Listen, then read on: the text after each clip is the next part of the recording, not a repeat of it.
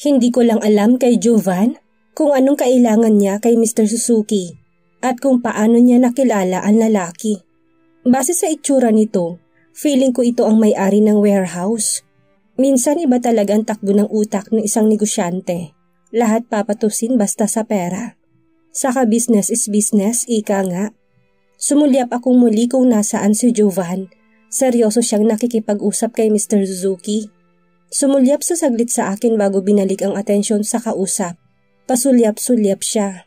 Sinisiguradong hindi ako mawawala sa pinag-iwanan niya sa akin. Sa tingin niya aalis ako dito sa pwesto ko? Hindi, lalo pat nakikita kong mga bigating negosyante talagang nandito.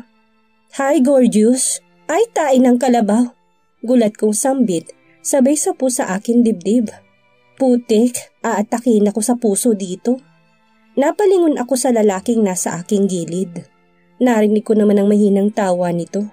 Tinatawanan pa talaga niya ako ha? You're still gorgeous kahit na nagulat ka. Anyway, nag-iisa ka ata.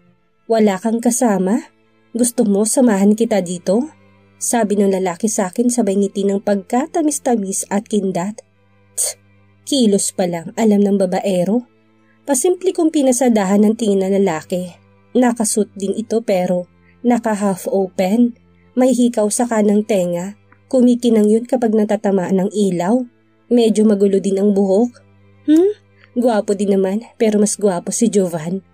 Mas malakas ang karisma ng boss ko. Wait, pinuri ko ba ang boss ko? Bakit nasama siya? Anong nangyari sa'yo, Alexa? Napailing na lang ako tapos muling tinignan ang lalaki sa aking gilid. No need sir, actually may kasama ako.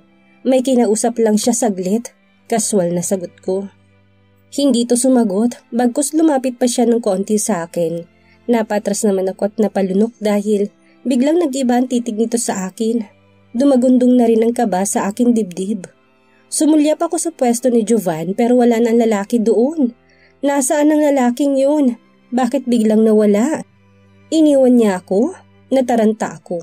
Akma na sana akong aalis at iiwan ang lalaking ito nang bigla niya akong hawakan sa kamay para pigilan sa bala kong pag-alis. Where are you going? Hindi pa tayo tapos mag-usap. If I were you Dimitri, I would let go of her hand. Nagulat kami pareho na lalaki at sabay na patingin sa gilid kung saan nanggaling ang boses na yun. Si Mr. Suzuki pala, nakangisi siya habang papalapit sa amin. Tumigil lang ito ng ilang hakbang sa amin. Ganon din ang nakasunod na bodyguards niya. Haru, mind your own business, okay? Iritadong sagot naman na lalaki. Hindi pa rin ito binibitawan ng kamay ko. You don't know who that beautiful woman is with. You might regret it kapag hindi mo pa binitawan ng kamay niya. Sagot muli ni Mr. Suzuki. I don't care kung sino man ang kasama ng babaeng ito. So back off, Suzuki. Okay, sabi mo yan ha. Good luck to you then. Sakto naman ni biglang sumulpot sa likuran ng bodyguard ni Mr. Suzuki, si Jovan na matalim ang tingin sa lalaking nakahawak sa akin. Mas tumalim pa yun ang ibaba niya ang tingin sa kamay kong hawak-hawak ng lalaki. Kitang-kita ko kung paano umigting ang panga niya. Let her go. Mariin at malamig na sambit ni Jovan.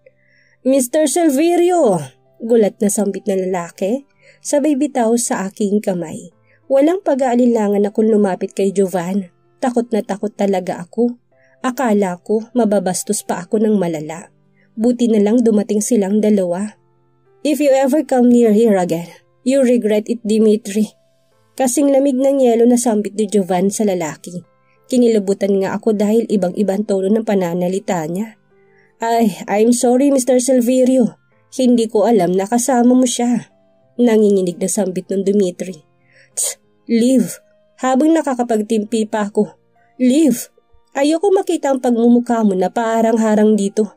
Galit na bulyaw nito. Mabilis naman na sumunod ang lalaki at magkandatali-talisod pa nung umalis. Isang malalim na buntong hininga ang ginawa ni Jovan bago bumaling sa akin. Are you alright? Nag-aalala niyang tanong. Wala nang nakakatakot na aura niya. Tumango ako bilang sagot. You want water? Ikukuha kita. Tumango lang ako ulit. Alright, wait me here. Binalingan ni Jovan si Mr. Suzuki na nakangisi lang naman na nakamasid sa amin. Mr. Suzuki, pakitignan mo na siya. I'll just get some water. Sure. Tumalikod na si Jovan at naglakad na palayo. Mukhang importante ka kay Mr. Silverio, Binibini. Napalingon naman ako kay Mr. Suzuki nang bigla ito magsalita. Nakatingin ito sa papalayong si Jovan, tapos sabay baling sa akin. Pero kung ako sa'yo, lalayuan ko siya. Hindi siya kagaya ng iniisip mo. Huwag kang papabulag sa kanyang kakisigan, Binibini. Makahulog ang sambit nito. Anong ibig niya sabihin? Anong meron sa boss ko? Anong ibig mo sabihin, Mr. Suzuki? Hindi naman ito sumagot at basta na lang akong nginitian. Binigyan pa niya ako ng palaisipan tungkol kay Jovan. Ilang sandali lang, bumalik ng boss ko dala-dalang isang batal ng mineral water. Here, inumin mo na. Kinuha ko naman yun. Thank you, sambit ko bago binuksan ang bote at uminom. Bang, bang, bang! Shit! Tili ko ng 3 sunod-sunod na putok ng baril ang umalingaw-ngaw sa paligid. Nabitawan ko rin ang ininom kong tubig. Mabilis naman akong nakabig ni Jovan at tinila para makatago. Tinakpan ko ang aking tenga dahil sunod-sunod na ang putok na aking naririnig. Hindi nga ako nagkamali kanina. Diyos ko, ito ang unang beses na nakarinig ako ng putok ng baril. Nakakatakot! Sigawan ng mga babaeng dealers ang umalingaw-ngaw kasabay ng mga putok ng baril. Nanginginig ako habang nagtatago kami ni Jovan. Shh! Calm down, Alexa. Huwag ka matakot. I'm here. Hindi ko ahayaan na may mangyari sa'yo. Maso yung saad ni Jovan pero hindi ko kayang kumalma. Napapikit ako habang hawak ko ang aking tenga. Takot na takot ako. Ayoko pang mamatay. Hindi ko pa nabibigyan ng magandang buhay si Mama. Hindi ko pa napagtatapos si Mia. Marami pa akong pangarap para sa aming 3. Diyos ko, kayo na pong bahala sa amin. Iligtas niyo po kami. Nanginginig pa rin ako dahil sa takot hanggang sa maramdaman ko ang isang mainit na yakap. Calm down, Alexa. Everything will be fine. Trust me, okay? Sa hindi malamang dahilan, biglang kumalma ang katawang lupa ko dahil sa mainit na yakap ni Jovan. Feeling ko ligtas ako sa kanyang mga bisig at wala talagang mangyayari sa aking masama. Maya-maya pa, tumigil na rin ang putukan. Wala na akong naririnig na sigawan. Mukhang natapos na at naawat. Nang akmang lalayo sa akin si Jovan, ay pinigilan ko siya. Jovan, umuwi na tayo. Ayoko na dito, natatakot ako. Nauutal kong sambit sa kanya. Mahina siyang napamura nang makita ang natatakot kong itsura. Yeah, uuwi na tayo, sagot niya. Sabay dahan-dahan niya akong pinatayo at agad tinago sa kanyang likuran. Maingat kaming naglakad hanggang sa makarating kami sa pinto at makalabas ng warehouse na yun. Hinding-hindi na ako babalik sa lugar na to. Jovan's POV. Habang nasa biyahe kami pabalik sa ospital, tahimik lang sa backseat si Alexa. Kalahating oras na kami sa biyahe dahil traffic pero mula kanina na umalis kami sa warehouse, hindi pa rin siya nakibo. Kasalanan ko to. Kung hindi ko siya sinama, hindi siya matotroma ng ganito.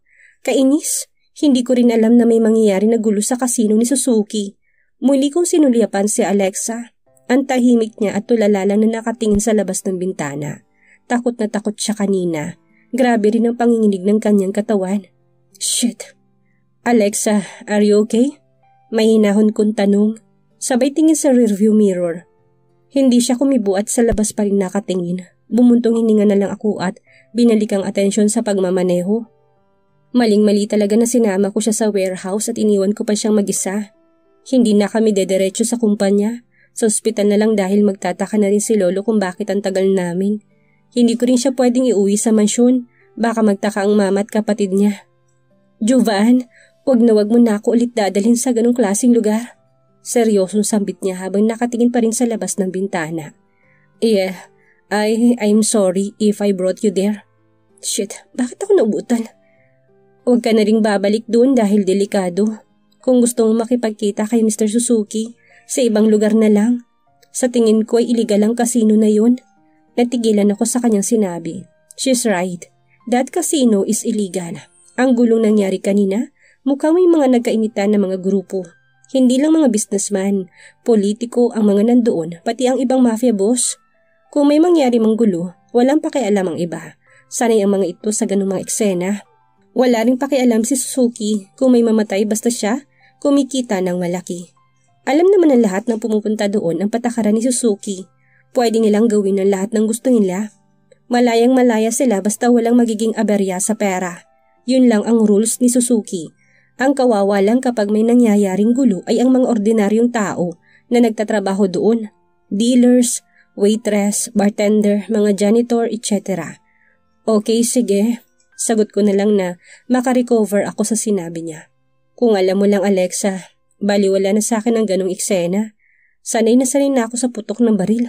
That warehouse is not just a casino and bar. There is an underground there where the paid women are. Mga prostitute. That is where the businessmen and politicians go when they are done gambling and drinking. Nang makarating kami sa ospital, hindi ko pa napaparada ng maayos ang kotse ng tahimik na bumaba si Alexa at dire-diretsong pumasok sa loob. Napailing na lang ako. Mukhang malaki nga ang naging impact sa kanya nang nangyari kanina. And that's my fault. Pagpasok ko sa loob ng kwarto ni Oldman, napansin ko agad si Alexa na masayang nakikipag-usap. Pinagmasdan ko siyang maigi. Hindi ko mabasa kung umaarte lang ba siya o totoo ang ipinapakita niya ngayon na saya. Parang kanina lang takot na takot ito at tahimik. O siguro ayaw niya lang mapansin ni Grandpa na may nangyari. Ayaw niya na mag-alala ang matanda. Napamahal na nga siya kay Grandpa. Kaya lahat din talaga gagawin niya para dito. Sa sobrang busy nilang dalawa, hindi man lang nila narinig ang pagpasok ko. Napailing na lang ako bago nagpa siyang maglakad patungo sa sofa para maupo. Oh, Giovanni's here. Come on, grandson. May pag-uusapan tayong tatlo ni Alexa. Actually, kanina ko pa talaga kayo hinihintay. Kung kailan bala kong maupo at magpahinga sana saglit dahil napagod ako sa naging lakad namin ni Alexa. Bumuntong hininga ako bago nakapamulsang naglakad patungo sa kama ng matanda at tumigil sa gilid ni Alexa. Hindi man lang ako nito binigyan pansin. What are we talking about, old man? Seryoso kong tanong. Bumuntong hininga naman ito bago kami seryosong tinignan ni Alexa. Hindi magandang kutob ko sa pag-uusapan namin ngayon. Just by looking at Grandpa, it will say something that will definitely surprise us. No, only to Alexa. Alam mo namang tumatanda na ako at sa nangyari sa akin, ang dami nang magbabago. Bawal akong magalit, bawal ma-stress, bawal kumain ng matatabat kung ano-ano pa. Hindi natin masasabi ang buhay mga apo. Baka isang araw maulit ang nangyari sa akin at hindi na ako palarin pa. I'm ready naman na pero bago yun, may gusto muna ako makita bago ako mawala sa mundong ibabaw. I want to make sure of something. Buisit, mukhang alam ko na kung saan papuntang usapang to. Hinawakan naman ni Alexa ang kamay ng madramang matanda. Ito namang si Grandpa, mas lumungkot pang muka at tila nagpapaawa sa kanyang kaharap. Kung hindi ko siya lolo madadala ako, but I know him well.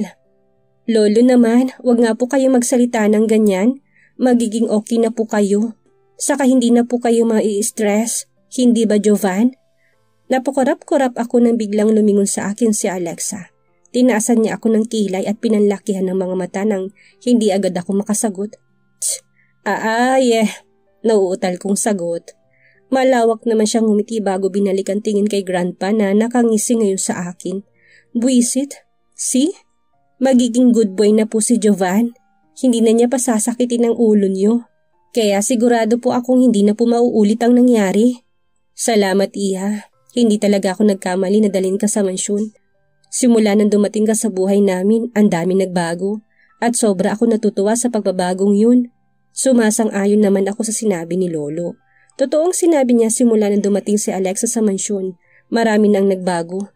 Sa totoo lang, nagkaroon ng buhay ang mansyon na dati kulang na lang maging haunted mansion sa sobrang katahimikan at napakalungkot. Marami rin kaming natutunan sa kanya na kung ano-ano, kahit minsan napakadaldal at palaban. Ako nga po ang dapat magpasalamat sa inyo. Kung hindi niyo po ako tinanggap bilang katulong sa mansyon niyo, hindi ko po alam ang buhay namin ngayon nila Mama. Baka hanggang ngayon, inaalipin pa rin kami ni Tia Magda. Salamat po Lolo Rafael sa pagbibigay sa akin ng trabaho, pagpapatira sa mansyon niyo at ang pagtulong niyo sa aking kapatid noong na-ospital siya. Nakangiting umiling-iling naman si Grandpa. You deserve it Alexa, kasi mabait kang tao. At kinakausap ko kayo ni Jovan dahil may request ako. Sana mapagbigyan mo. Sasabihin na niya matagal na niyang plano talaga. Sumeryoso ako at nakatingin lang ng taimtim kay Grandpa. Hindi ko alam kung ano magiging reaksyon niya sa malalaman. Kung kaya ko naman po lolong request niyo, bakit hindi ko po kayo pagbibigyan? Isa pa po malaki ang utang na loob namin sa inyo. Gagawin ko pong lahat para po makabawi sa kabutihan niyo sa amin. Ano po bang ire-request niyo? Nakangiting sambit niya. Nakita ko naman na matagumpay ng ngiti ni Oldman. Wrong move, Alexa. Hindi mo pa alam ang hiling niya pero willing kang gawin? Good luck sa'yo nun. Napailing na lang ako habang hinihintay ang sasabihin ni Lolo. Sa akin naman, walang problema kung ikakasal ako kay Alexa. Simula nang makilala ko siya at malaman ang totoong pagkatao niya, nawala na ang pangamba ko. Totoo ang mga sinabi noon ni Oldman. Alexa is a good person. Isa pa, gusto ko lang sundin ang hiling nito. Katulad ng sinabi ng doktor, bawal na itong ma-stress and my grandpa is smart. Tinaon niya sa ganitong sitwasyon na kausapin kami dahil may magagawa pa ba kami? Wala. Hindi siya pwedeng magalit at ma-stress dahil makakasama sa kanya at siguradong alam niyang papayag talaga ako. What a good tactic, ha? Hindi ko lang alam kay Alexa. Baka magbagong isip nito kapag nalaman na niya ang request ni Oldman. Well, matagal ko na talagang napag-isipan ito. Pwede naman kami mag-divorce ni Alexa at ibigay ang panandalian ng gusto ng matanda.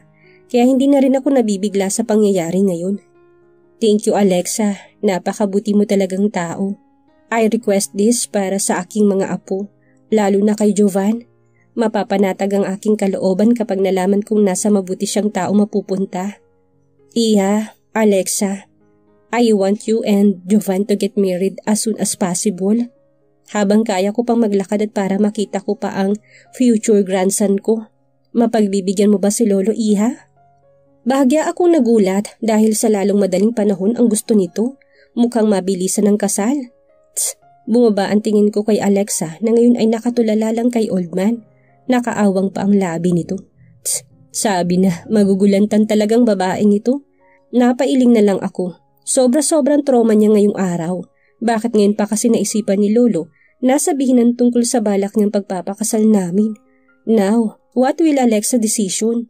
Pakakasalan niya ba ako o tatanggihan niyang request ni Grandpa? Alexa's POV. Tila ako tinulos na kandila sa aking kinauupuan dahil sa sinabi ni Lolo. Hindi ko alam ang ire-react ko. Gusto nito na pakasalan ko ang kanyang apo? Seryoso ba talaga si Lolo? O baka naman pinaprank lang niya ako? Please, Alexa, pagbigyan mo sana ang aking hiling. Ikaw ang gusto ko para sa aking apo. Sa totoo lang, hindi na naparito sa mansyon para maging isang katulong. Sinabi ko lang yun para lang pumunta ka sa mansyon at makita pa kita ulit. Pero ang totoo, gusto kita para sa apo kong si Jovan. Alam kong ikaw ang makakapagpabago sa kanya. Please, Iha, this is my last request. Oh my gosh, totoo ba to? Sa umpisa pa lang, hindi pala talaga ako kukuning katulong ni Lolo. Ngayon naiintindihan ko na kung bakit ang gagaan ng trabaho ko. At naalala ko noong unang punta ko sa mansyon, hindi alam na mayordoma na may bagong katulong. Nanghihina ako na pasandal sa kinaupuan ko, tapos mariing napapikit. Pakakasalan ko ang boss ko, si Jovan? Bigla na namang kumabog na mabilis ang aking puso. Ito na naman ang pakiramdam na ito. Papayag ba ako? Pero hindi ko siya mahal. Ang kasal ay para sa taong nagmamahalan lang. Hindi sa katulad namin na parang aso at pusa. Isa pa, ano na lang sasabihin ng mga tao? Pinakasalan ni Jovan ang isang katulong? Isang dukha? Isa yung kahihiyan sa pamilya nila? Ano ba itong pumapasok sa isip ni Lolo?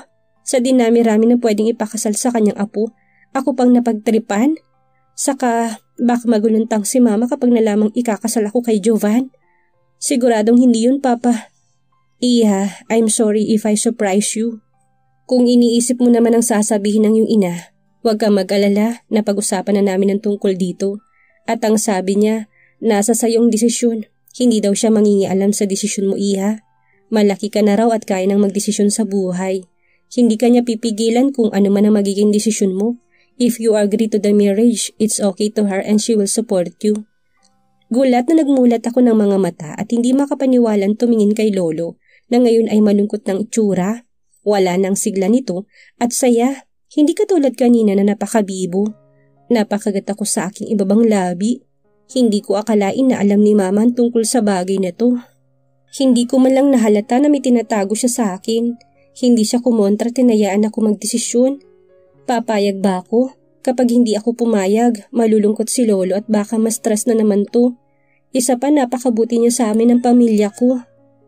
Kahit may naging hidden agenda ito, nakita ko naman na totoo ang pakikitungo niya sa amin.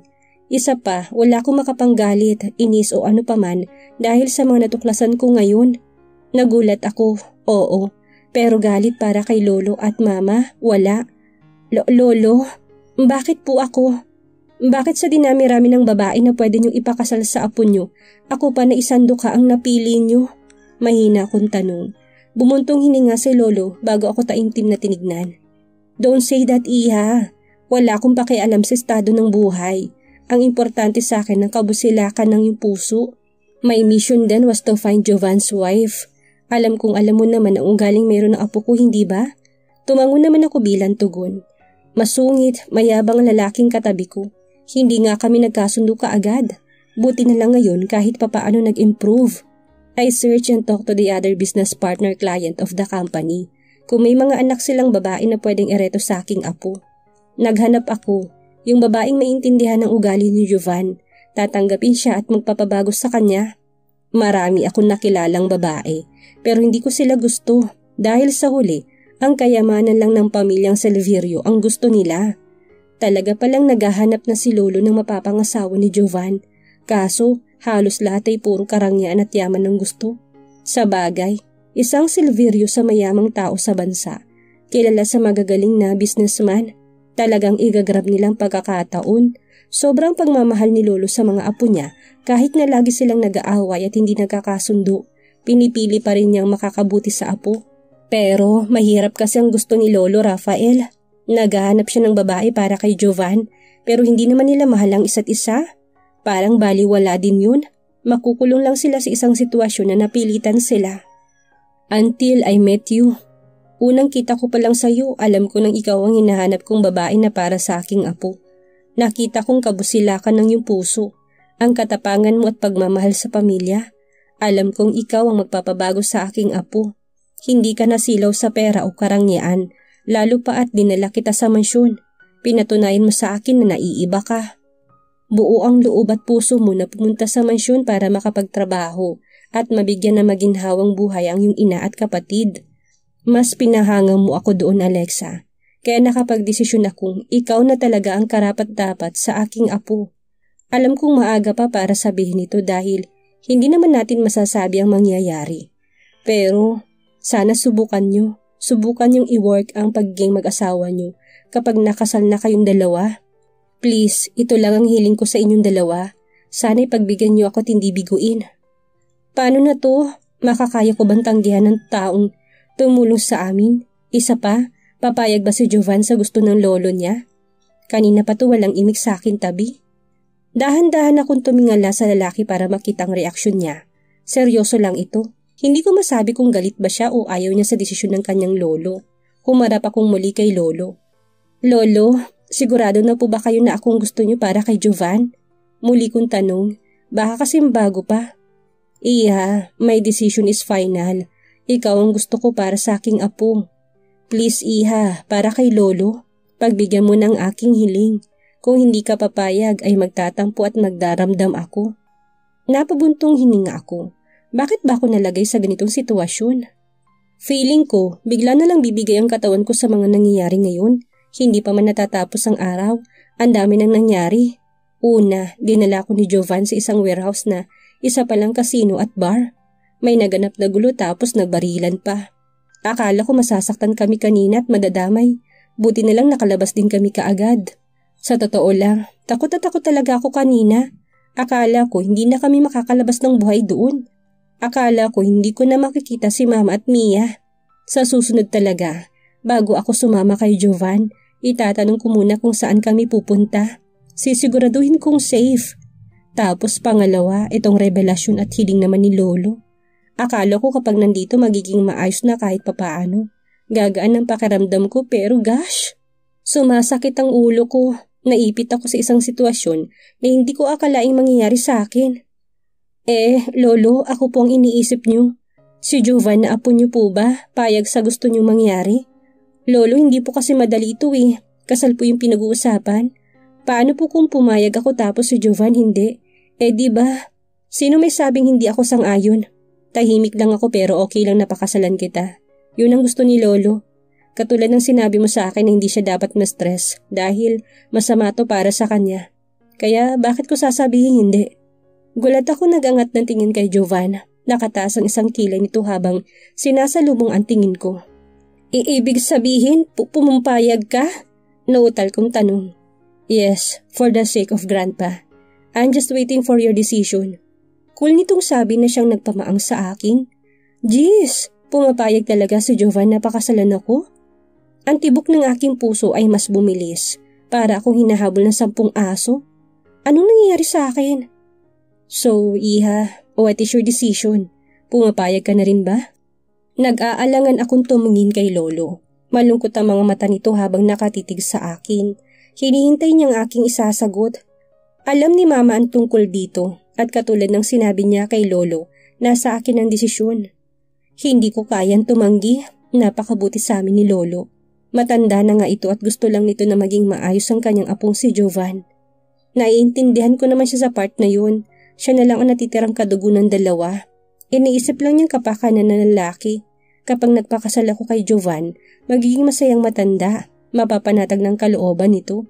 Isa pa, kapag hindi naman nag-work ang kasal namin ni Jovan, pwede naman sigurong kausapin kong lalaki at mag-file ng annulment. Bumuntong hininga ako. Bahala na nga. Para kay Lolo. Sige, papayag ako sa request niyang pakasalan ko si Jovan.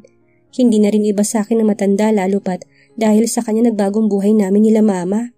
Tinutulungan niya kami sa lahat ng walang hinihiling na kapalit.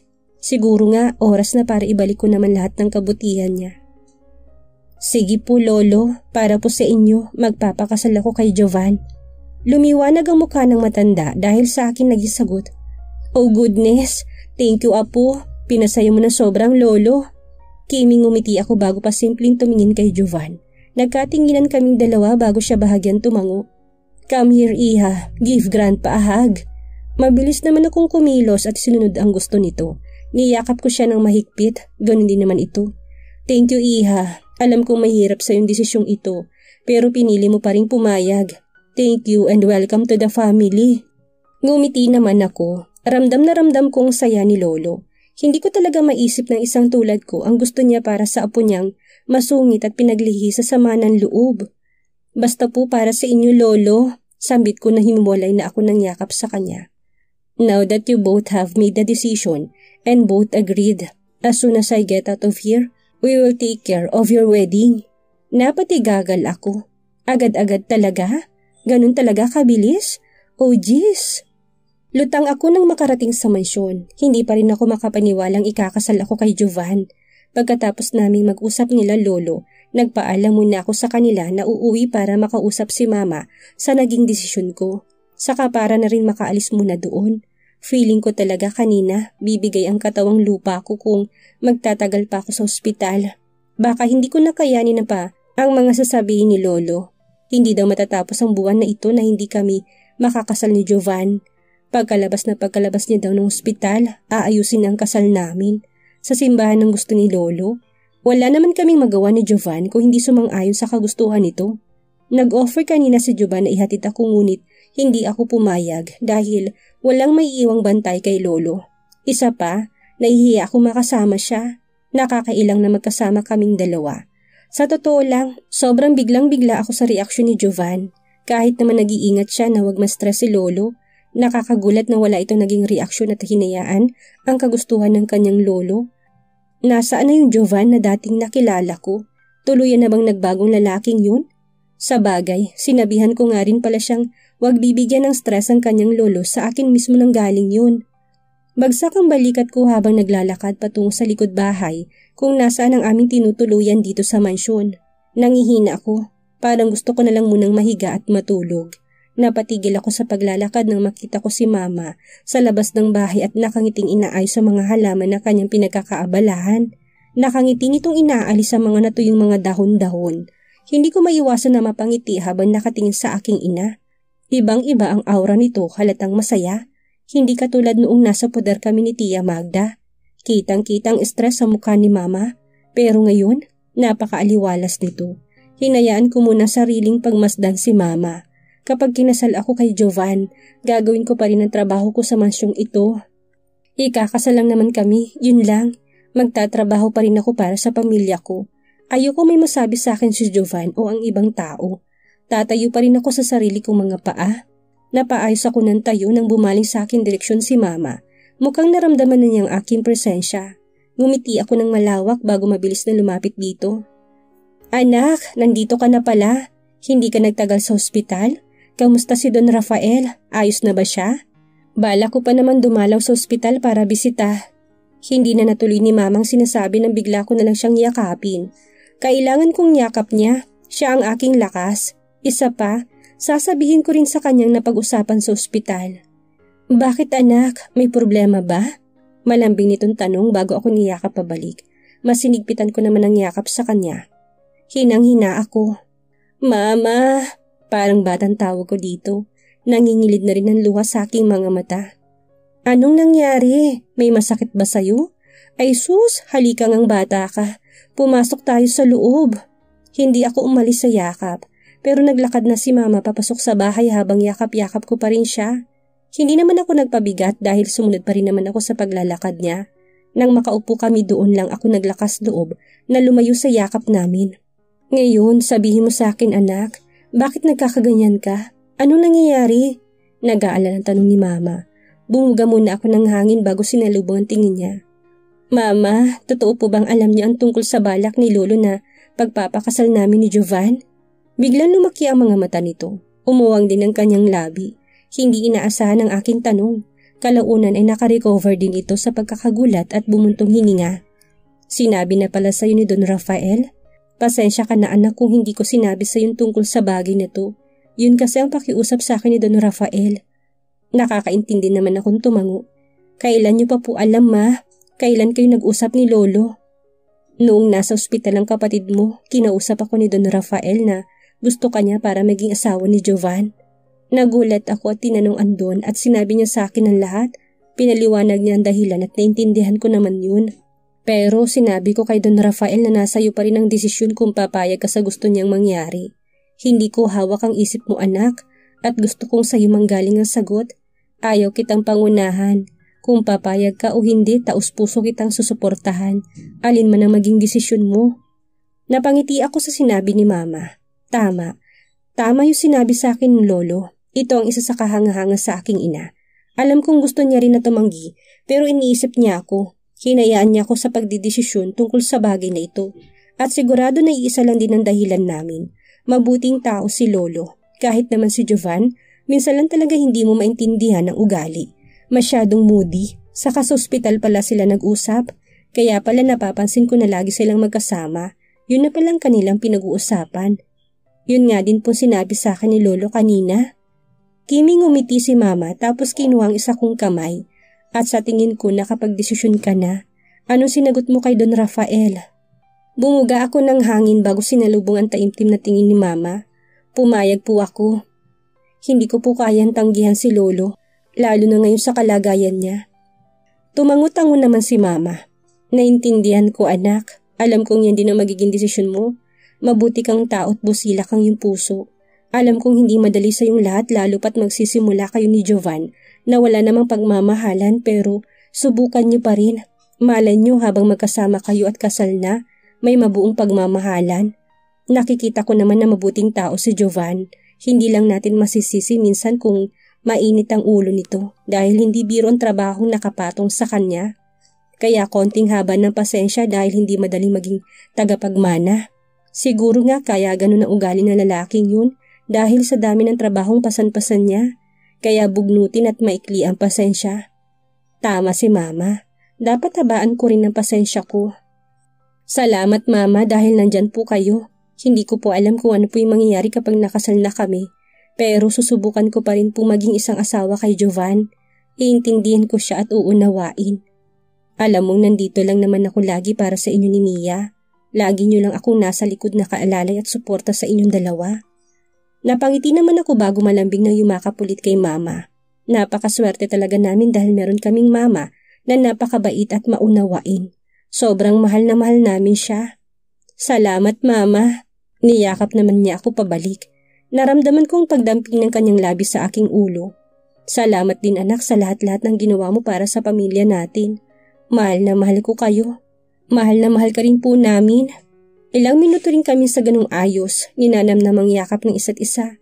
Hanggang sa magsalita si Mama at lumayo sa amin ng yakap. O siya, maiba tayo. Kumain ka na ba? May niluto akong tinolang manok. Dahil sa sinabi ni Mama, biglang kumalam ang aking tiyan. Wala pa nga pala akong tanghalian. Anong oras na kaya? Nakakaramdam na talaga ako ng gutom. Umaga pa yung huling kain ko tapos hindi naman heavy meal yun. Natawa ng mahina si Mama nang marinig ang pagkulo ng tiyan ko. Mukhang nagwawala na yung dragon sa tiyan mo, Iha. Halika, kumain ka na muna, ipaghahain kita. Iinitin ko lang yung ulam para makahigop ka ng sabaw. Malawak akong ngumiti at sabay kaming tumayo ni Mama. Sige po Ma, mas lalo po akong nagutom dahil tinolang manok ang ulam. Halika na, kumain ka ng marami. Sabay kami nagtungo ni Mama sa lamesa. Kinuha niyang nakatakip na ulam at ininit yun. Nakangiting nakamasid lang naman ako sa bawat kilos niya. Mapaparami ata ang kain ko ngayon. Sakto may sabaw ang ulam. Kailangan ko talagang humigop nun para na kasing matutuyo ang aking utak dahil sa kaganapan ngayong araw. Kailangan ko magpalakas dahil sigurado sa susunod na mga araw, mas magiging abala na ako. Kinagabihan, hindi ako makatulog dahil palaging pumapasok sa isip ko ang mga nangyari ngayong araw. Hindi naman siguro ako magsisisi sa naging desisyon ko. Pakakasal lang naman ako para sa kagustuhan ni Lolo Rafael. Gusto ko siyang maging masaya. Nakailang paikot-ikot muna ako sa aking higaan hanggang sa hatakin na ako ng antok. Matuloy kaya ang kasal ni Jovan at Alexa? Anong buhay kayang maghihintay oras na makasal siya kay Jovan? May mabuo kayang pag-ibig sa pagitan nila? Yan ang ating aalamin sa susunod nating kabanata.